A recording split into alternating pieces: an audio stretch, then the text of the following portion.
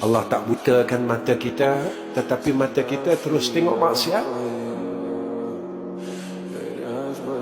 Orang tak tahu, tapi Allah tahu. Allah tak pekakkan telinga kita, tapi telinga kita terus dengar maksiat. Orang tak tahu, tapi Allah tahu. Tapi Allah tak tarik dunia kita. Allah bagi lagi.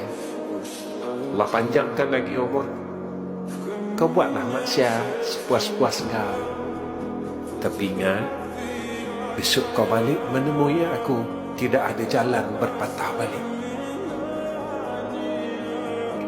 Tidak ada jalan taubat saat itu, dan tidak ada jalan kebaikan lagi pada saat itu setelah engkau bertemu dengan aku, kata Allah.